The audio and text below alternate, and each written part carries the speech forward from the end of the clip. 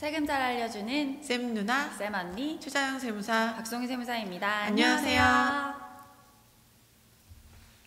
저희가 2019년 종합소득세 특집을 마련했습니다.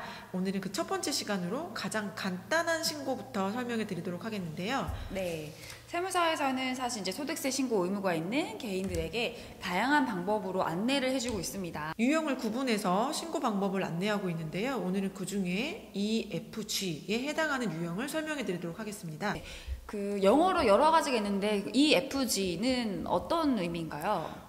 단순 경비율 소득이 있는 유형입니다 라는 뜻인데요. 물론 이 EFG 각각 또 차이가 있는데 우선 단순 경비율이 뭔지부터 설명해 드리면 좋을 것 같아요. 네, 이제 개인이 사업소득, 프리랜서 어떤 수입이 있으면은 사실 수입이 있는 데는 이제 비용도 있을 거잖아요. 네. 그 비용을 장부를 만드는 게 사실 원칙이에요. 네, 뭐 매출액이 얼마, 비용 중에서도 뭐 차 타고 다니는 거 얼마, 뭐 컴퓨터 산 거 얼마, 뭐 이렇게 임대료 낸 거 얼마, 뭐 이렇게 꽉꽉꽉 채워가지고 이렇게 네. 표를 만들어내는 게 원래 맞는 거잖아요. 네, 근데 이제 모든 사람이 그렇게 뭐 장부를 만들고 이렇게 하기는 사실상 힘들기도 하고, 뭐 내가 사업 소득이 생기긴 했지만 아직까지 막 그렇게 뭐 정식적으로 사업자를 가지고 하지 않는 경우도 있어서 소득세에서는 좀 간단하게 신고할 수 있는 방법들도 있잖아요. 네, 있습니다.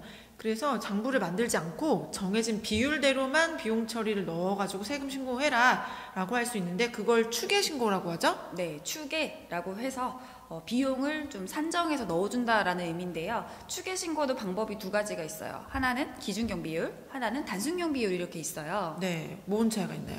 아무래도 기준경비율, 단순경비율이 좀 더 간단해 보이죠. 단순하네. 네, 단순하게. 그래서 경비율이 좀 더 높아요. 프리랜서 기준 940909라는 걸 봤을 때는 단순경비율은 보통 한 64% 정도 되고 기준경비율은 한 20% 정도밖에 안 돼요. 단순 경비율이 높을수록 좋은 건가요?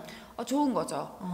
그만큼 비용을 많이 해준다는 뜻이니까 수입을 좁게 잡아서 세금을 적게 낼 수 있다 이런 뜻인 거죠. 네, 만약에 1,000만 원을 버는데 일반적으로 단순 경비율, 영세한 규모의 사람들은 64% 정도의 비용이 발생합니다라고 가정해서 해주는 거거든요. 그러면은 64%면 360만 원 벌었다고 치는 거네요. 1,000만 원 중에. 네, 네. 1,000만 원 중에 640만 원은 비용으로 처리를 해준다라는 의미가 단순 경비율인 거죠. 네. 그러면 복잡하게 비용 일일이 갖고 오지 않더라도 640만 원 비용 처리가 되는 거니까 신고가 간단한 거라.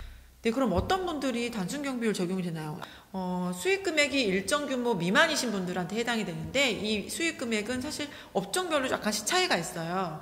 근데 예를 들어서 인적 영역 하시는 분들, 프리랜서이신 분들의 경우에는 연간 수익 금액이 2,400만 원 미만이어야 되고요. 근데 2,400만 원 미만, 요 2,400만 원은 전년도 기준이에요. 네, 지금 시점에서 전년도라고 하면 2018년도 기속의 수입이 2,400만 원 미만이어야 되고요. 동시에 2019년 수입도 7,500만 원을 넘지 않아야 됩니다. 네, 두 개 요건이 충족이 돼야 되네요. 전년이거나 올해 2,400, 7,500 네. 기준이어야 되고 다른 업종의 경우에는 금액이 조금 높게 적용되는 경우도 있고요. 이 단순 경비율의 안내문인 EFG는 어떤 차이가 있나요? 이의 경우에는 단순 경비율에다가 또 다른 소득이 있는 경우에요. 뭐 근로소득이 있으시거나 아니면 뭐 기타 소득이 있으시거나 뭐 여러 가지가 있겠죠. 연금도 있을 수 있고 부동산 임대 수입도 있을 수 있고 이렇게 다른 수입이 더 있으신 경우에는 2에 해당이 되고요. 네, 나머지 F랑 G인 경우에는 단순 경비율 대상인 사업소득만 있는 경우에 이 안내문이 나가고요. 네, F의 경우에는 단순 경비율 대상으로 계산을 했더니 납부할 세액이 발생하는 경우이고요. G는 그러면 세액이 없는 경우네요. 네, 세액이 없거나 이제 환급 받으실 분들입니다. 그래서 요 F나 G의 경우에는 이미 세무서에서 수익 금액을 확인했고 계산도 단순 경비율로 신고를 할 수 있기 때문에 모두 채움 신고서를 보내주잖아요. 네, 세무서에서 우편이 와요. 그래서 우편을 딱 펼쳐보면 수익 금액이라고 해서 나의 사업소득 금액이 나오고 그 밑에 업종별로 경비율을 적용한 다음에 세금을 계산해서 나옵니다. 맨 밑에 납부세액이 얼마입니다 나오면 F고 환급세액이 얼마입니다 혹은 납부세액이 없습니다 라고 나오면 G인 거죠. 네, 이제 그거를 이제 세무서에서는 이제 고지한 거는 사실 아니기 때문에 사실 소득세는 스스로 신고를 하셔야 되는 거거든요. 그렇기 때문에 이대로 받아들이겠다라고 하면 사인을 해서 보내시면 되는 거죠. 네, 우편으로 보내셔도 되고 홈택스에서 로그인하셔서 뭐 신고대로 다음 누르시면 아마 간단하게 신고가 되실 거예요. 뭐 납부하실 분들은 홈택스 통해서 납부하실 수도 있고 안내문 날라온 거 보시고 그 납부서도 만드실 수 있거든요. 만들어서 은행 가셔서 납부하셔도 되고요. 아니면 뭐 ARS를 통해서 신고하셔서 가상계좌 납부도 가능하고 FG의 경우에는 정말 너무 간단하기 때문에 사실 세무대리인을 만나실 필요가 없죠. 네. 근데 이 같은 경우에는 좀 이제 근로소득을 합산해야 되는 경우라든지 이런 다른 기타 소득을 합산해야 한다든지 이런 경우가 있어서 조금 어려움을 겪으시는 분들도 계세요. 네.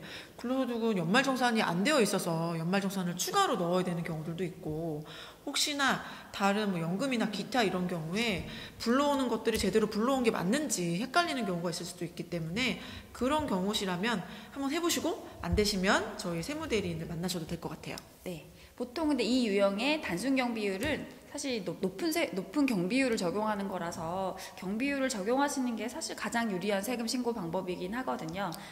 근데 뭐 혹시나 그 아까 저희가 경비율이 뭐 64% 이렇게 말씀드렸는데 올해 내가 특별하게 비용을 많이 지출하셔서 뭐 70%, 80% 된다 이런 분들이라면 경비율 말고 실제로 장부를 써서 신고를 하실 수도 있는 거죠. 네, 네. 많진 않으시겠죠. 네. 네. 이렇게 안내문을 EFG 이런 식으로 많이 보내주는데 그러면 만약에 나는 세무서에서 연락을 안 받았다라고 하면 소득세 신고 의무가 없는 걸까요? 우선은 진짜 원래 안내문이 나와야 되는데 안 나온 경우가 있을 수도 있잖아요. 네. 그래서 홈택스 들어가셔서 진짜 내 유형이 아무것도 안 뜬 게 맞는지 확인을 우선 해보셔야 되고요. 네. 근데 가서 봤더니 거기도 아무것도 없다. 그럼 네. 진짜 안 해주나요? 근데 간혹 뭐 예를 들면 뭐 구글 매출이라든지 구글 애드센스라든지 뭐 피지사 요즘에는 뭐 무슨 뭐 이런 사이트들이 많잖아요. 거기서 내가 수입이 있는데 아직 잡히지 않았다라고 하면 사실 스스로 신고를 하시는 게 맞습니다. 네, 국세청에서는 다양한 방법으로 여러분들의 수익 금액을 확인할 수 있기 때문에 지급자가 신고하지 않더라도 확인한 매출이 있으실 수도 있어요. 그러니까 수입이 있으시다면 신고하시고 납부하시는 게 더 맞겠습니다. 네. 그래서 오늘은 저희가 EFG 이제 사업소득이 처음으로 발생하시거나 이제 초기 사업자인 분들이 아마 대상이 많이 되실 텐데요. 소득세 신고가 좀 낯설고 어떤 건지 잘 모르실 수 있겠지만 한번 부딪혀보고 혹시 문의사항이 있으면 저희 쪽에 연락을 주시면 될 것 같습니다. 많이 도움되셨으면 좋겠습니다. 다음 시간에는 더 다양한 세금 유형에 대해서 알아보도록 할게요. 지금까지 세금 잘 알려주는 쌤 누나 쌤 언니였습니다. 안녕.